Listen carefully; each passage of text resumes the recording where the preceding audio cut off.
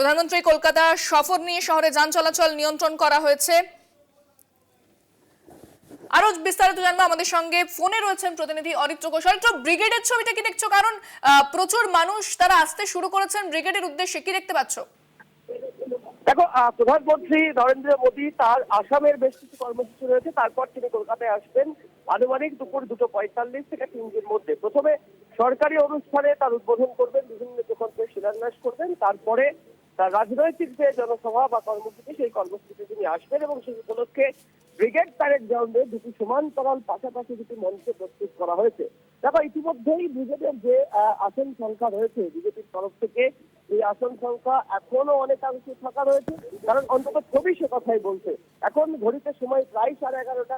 দূর দূরান্তের জেলা থেকে যে সমস্ত কর্মী সমর্থকরা গতকাল রাতভর থেকে আসতে শুরু করেছিলেন, তারা আপাতত এসে পৌঁছালেও এখনো কিন্তু মাঠ ভরাতে পারেনি পদ্ম শিবির। দেখো, যেটা দেখা যাচ্ছে এই মুহূর্তে বিজেপির তরফ থেকে তাদের যে পরিবর্তন সংকল্প সভা, সেই পরিবর্তন সংকল্প সভার যে থিমসং, সেই থিমসং একদিকে যেমন প্রচার করা হচ্ছে, একই সাথে প্রধানমন্ত্রী আসার আগের যে প্রস্তুতি, সেই প্রস্তুতিও চলছে। কিন্তু এখনো পর্যন্ত বলা যেতে পারে না যে ব্রিগেড একদম কানায় কানায় পূর্ণ রয়েছে। তবে প্রচুর সংখ্যক কর্মী সমর্থক আসবেন তারা আর কিছু সময়ের মধ্যে, এমনটাই কিন্তু আশাবাদী রাজ্য বিজেপির যারা কার্যকর্তা রয়েছেন তারা। মহিলা থেকে শুরু করে পুরুষ প্রত্যেকের জন্য আলাদা ব্লক করে দেওয়া হয়েছে, যাতে সকলেই সুস্থভাবে প্রধানমন্ত্রীর এই পরিবর্তন সংকল্প সভার যে বক্তব্য, সেই বক্তব্য শুনতে পান। এটা এখনো পর্যন্ত যারা এসেছেন তাদের মুখে একটাই বক্তব্য, যে তারা পরিবর্তন চাইছেন। সেই কারণেই আজকে তারা দূর দূরান্ত থেকে এই ব্রিগেড প্যারেড গ্রাউন্ডে এসেছেন প্রধানমন্ত্রীর বক্তব্য শোনার জন্য। এবং উল্লেখ্য, এই পরিবর্তন সংকল্প সভার আগে বিজেপি রাজ্য জুড়ে পরিবর্তন যাত্রা, পরিবর্তন রথযাত্রা করেছিল। সেই রথযাত্রার সেই অনুষ্ঠানেরই সমাপ্তি হিসেবে আজকে এই ব্রিগেড প্যারেড গ্রাউন্ডে জনসভা বলেই মনে করছে বিজেপির নেতৃত্ব।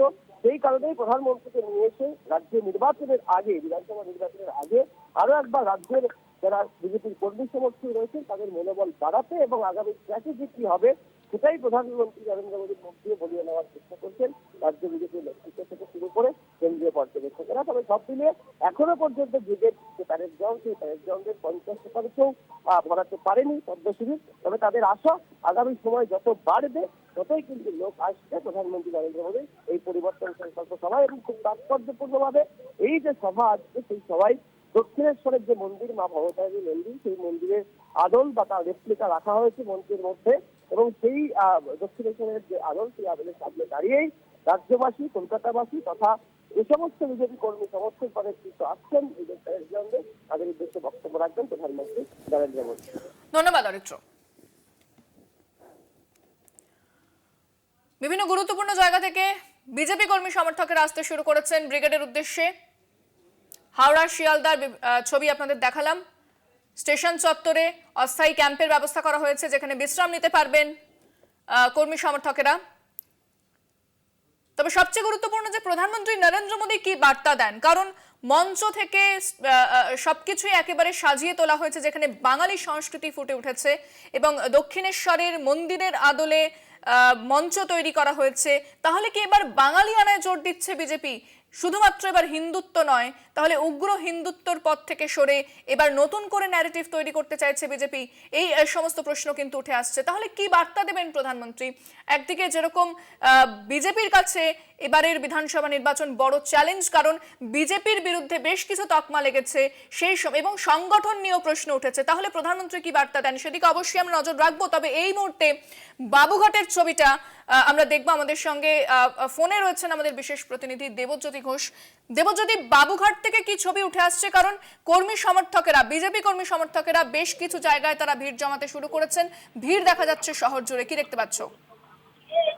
দেখো ইন্দ্রাজি, এখনো প্রায় 1.5 ঘন্টা পরে প্রধানমন্ত্রী নরেন্দ্র মোদী তথা বিজেপি নেত্রী নরেন্দ্র মোদী তিনি ব্রিগেড প্যারেড গ্রাউন্ডে উপস্থিত হবেন।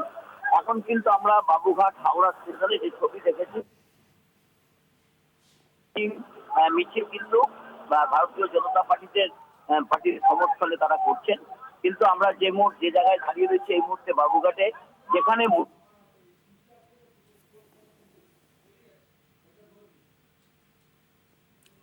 ধন্যবাদ দেবজ্যোতি, তোমার কথা আমরা স্পষ্ট শুনতে পাচ্ছি না।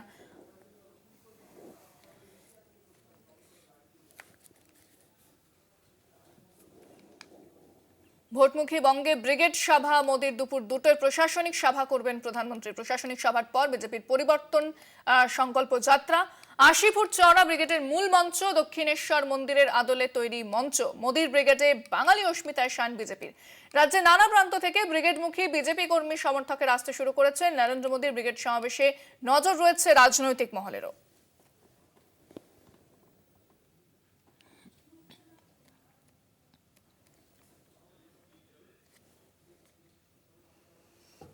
পাঁচ বছর পর প্রধানমন্ত্রী নরেন্দ্র মোদীর ব্রিগেডের সভা 2021 সালে সেখানে তিনি সভা করেছিলেন ব্রিগেডে।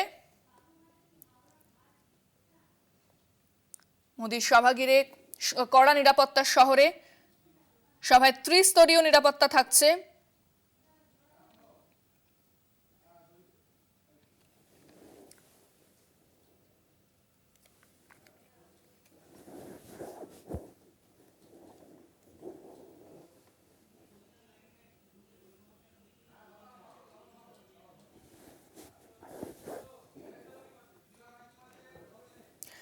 আমাদের সঙ্গে এই মুহূর্তে ফোনে রয়েছেন কলকাতা মেয়র ফিরহাদ হাকিম। আপনাকে স্বাগত জানাবো। আজ আমরা জানি যে প্রধানমন্ত্রী নরেন্দ্র মোদী তিনি ব্রিগেডে সভা করবেন, দুপুর দুটোয় সভা শুরু হবে। কি বলবেন এই সভা নিয়ে? আপনার প্রথম প্রতিক্রিয়া জানবো।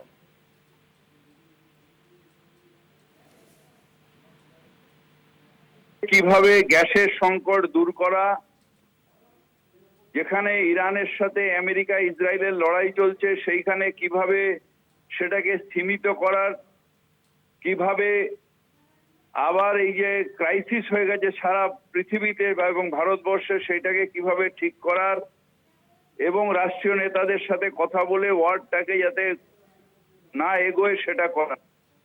আমেরিকার ভয়ে জুজু হয়ে তিনি এখন ওখানে মৌনব্রত পালন করছেন, আর এখানে এসে রাজনৈতিক উদ্দেশ্যে এখন পার্টির নেতা হয়ে গেছেন। প্রধানমন্ত্রীর দায়িত্ব প্রধানমন্ত্রী পালন করবেন না। যার 52 ইঞ্চি ছাতি, সেই ছাতি এখন কমে 22 ইঞ্চিতে চলে এসেছে। ট্রাম্পের সামনে কথা বলবেন না, পারমিশন নিয়ে তবে রাশিয়ার থেকে তেল কিনবেন। পারমিশন নিয়ে তারপর রাশিয়া উঠতে, আমেরিকা উঠতে বললে উঠবে, বসতে বললে বসবে। এই অবস্থায় এইরকম একজন ভীতুহীন প্রধানমন্ত্রী ভারতবর্ষের আগে দেখেনি। ভারতবর্ষে যারাই এর আগে প্রধানমন্ত্রী হয়েছে বিশ্বকে লিড করেছে, যে কোনো বিশ্বের ক্রাইসিসে এগিয়ে গেছে, যে কোনো যুদ্ধের পরিস্থিতিতে তিনি মাঝখানে। শুধু পাকিস্তানকে যুদ্ধ করার ট্রাম্পের ধমকে ভারতবর্ষের স্বার্থ নষ্ট করে থামিয়েছেন তাই নয়, পুরো নিজেকে আত্মসমর্পণ করেছেন হয়তো এস্টিন ফাইলের জন্য। আর একটা বিষয় জানতে চাইবো যে দেশ জুড়ে প্রধানমন্ত্রী ভারতবর্ষে এর আগে কখনো দেখেনি, যিনি পার্টির নেতা। এখন যখন বিশ্ব ক্রাইসিস, যে জিনিসের দাম হু হু করে বেড়ে যাচ্ছে, সেই সময় দাঁড়িয়ে থেকে তার রোলটা হওয়া উচিত ছিল। উনি নিজেকে বলেন বিশ্বগুরু, কিন্তু বিশ্ব জুজু হয়ে গেছেন এবং এখন তিনি তার দায়িত্ব পালন করতে পারছেন না। তাই পার্টির মিটিং এ এসে, যেখানে বাংলায় মুখ্যমন্ত্রী মমতা বন্দ্যোপাধ্যায় ঠিকঠাক চালাচ্ছেন, যেখানে মুখ্যমন্ত্রী মমতা বন্দ্যোপাধ্যায়ের দিকে বাংলার মানুষ বিশ্বাস করেন, ভরসা করেন, তাকিয়ে থাকেন এবং মুখ্যমন্ত্রী তার দায়িত্ব পালন করেন, SIR করে বাংলার মানুষকে হত্যা করেছেন, বাংলার মানুষকে লাইনে দাঁড় করিয়েছেন, এখন আবার গ্যাসের লাইনে দাঁড় করিয়ে দিয়েছেন। তার দায়িত্ব না পালন করে বাংলার উপর অত্যাচার করছে। আর সেই বিজেপির হয়ে এখন প্রধানমন্ত্রী এসছেন, আমাকে বাংলা দাও, আমাকে বাংলা দাও। বাংলা তোমাকে দেবে না কোনোদিনই, আরো একটা বিষয় জানতে চাইবো, ছাড়া করা হবে। আরো একটা বিষয় জানতে চাইবো, কোথাও কি বিজেপি এবারে বাঙালিয়ানায় জোর দিতে চাইছে? তারা কি বুঝতে পেরেছে শুধু হিন্দুত্ব হবে দিয়ে? না। বাঙালি বিদ্বেষ যারা বাঙালিকে হত্যা করে লাইনে দাঁড় করিয়ে, যারা বাঙালির মধ্যে জাত ধর্মের ভেদাভেদ করে, যারা বলে যে বঙ্কিম দা, যারা বলে যে রবীন্দ্রনাথ শান্তিনিকেতনে জন্মেছিল, তারা কখনো বাঙালিয়ানা হয়, তারা বেনিয়া পার্টি, তারা বাংলা বিরোধী। বাংলা বিরোধীরা কোনোদিন বাংলায় জিতবে না। সেক্ষেত্রে বিজেপির সংগঠন নিয়ে কি বলবেন? এই সংগঠন নিয়ে বিজেপি সংগঠন তার কিছু নেই, এরা ছাগলের থার্ড বাচ্চা। প্রধানমন্ত্রী রাষ্ট্রমন্ত্রী আসলে নাচে, সংগঠন বলে কিছু নেই। বাংলা তৃণমূলের ছিল, তৃণমূলের আছে, তৃণমূলের থাকবে। একেবারে। অনেক ধন্যবাদ।